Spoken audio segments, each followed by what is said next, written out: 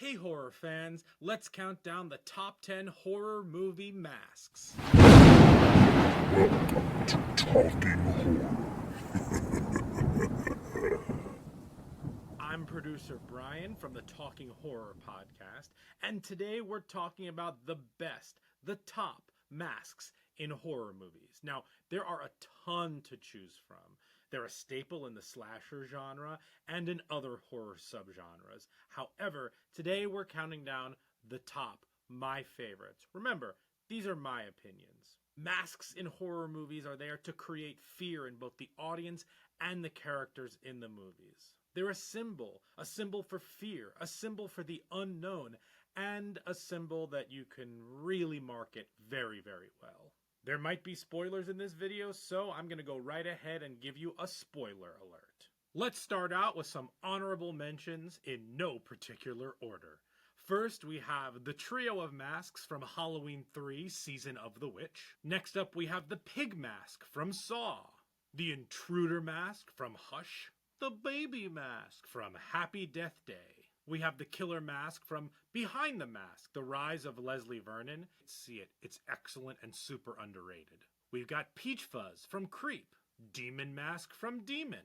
We've got the Smiley Mask from Smiley, the Cupid Mask from Valentine, the Killer Mask from The Final Girls, another really underrated movie, the Hag Mask from Curtains, and a cavalcade of masks from Haunt. Oh, and we can't forget Tomas's mask from The Orphanage, and the Haunted Mask from the Goosebumps books. Cheating, yeah, but I'm also going to throw in the TV show. But now, let's get into the top 10. At number 10, we have the doorbell ringers from the Purge. You would not want to see those masks looking back at you through a Ring camera.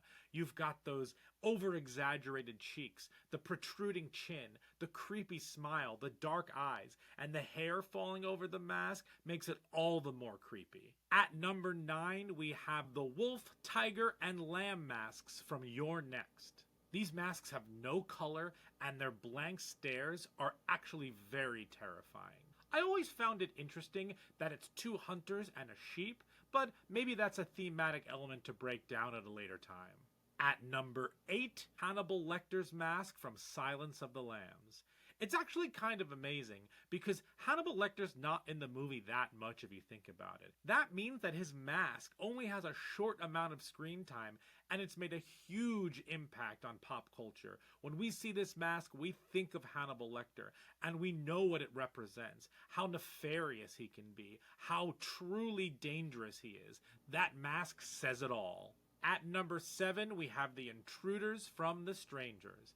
If I saw these jabronis standing in my backyard, I would be absolutely terrified. It feels like no effort was put into these masks at all by these characters because all they care about is the violence and the terror that they bring.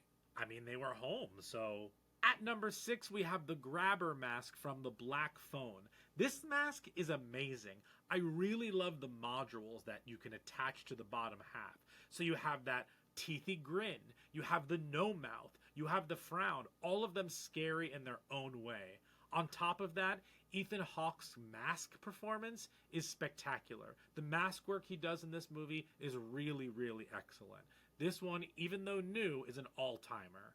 At number 5, we have the Michael Myers mask from the Halloween movies. Now, I chose the first Halloween movie because that's, to me, the best one. It's iconic, and the blank set of features allows you to project your own fear and terror into whatever Michael Myers is.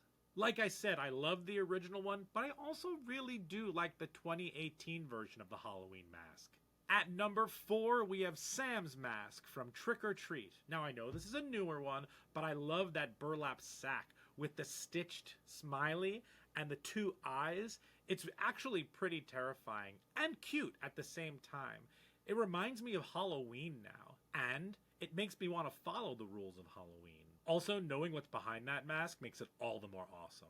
At number 3, we have the Ghostface mask from the Scream movies. It's the only mask in this entire list that's used by different people in each movie. So it really has a symbol, and it really means something to the people in these movies. Part of its appeal is that it will be pulled away for a reveal at the end of the movie, so we always know who's going to be behind it, but that ghost face symbol and the unease it creates is very real. The mask also goes hand in hand with the voice changer, so that's why it's not higher on this list, and maybe it should be lower, but this is my list. Plus, it holds a lot of nostalgia for me.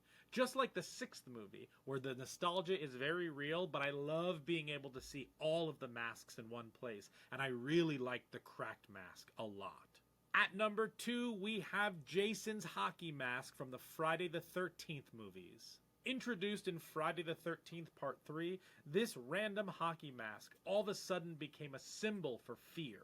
Every version of it, no matter how different, means the same exact thing to the people that it's chasing. But the real reason that this is at number 2 is because of the Jason X mask. That is the best one. And at number 1, we have the Leatherface mask from the Texas Chainsaw Massacre. This is the best mask. It's terrifying. It's sewn together with the faces and skin of other people. It doesn't leave a ton of room for eyes, but the mouth is very visible. You don't need any words from the person wearing it to know that you're in danger. You know exactly what type of person that is and exactly what they're going to do to you. The iconic design is amazing. It's been redone multiple times, to greater and lesser degrees, but it always is very effective. I wonder if a skin mask is more breathable than a latex mask. Regardless, this mask is an all-timer. So, those are my top masks in horror movies. Did I miss any? What do you love? Let me know in the comments. Don't forget, you can subscribe to us right here on YouTube. Find us on social media like TikTok, Instagram, Twitter, @TalkHorrorPod. And then, of course, you can find me on Letterboxd at BP527. Thanks so much, and we'll see you next time for some spooky stuff.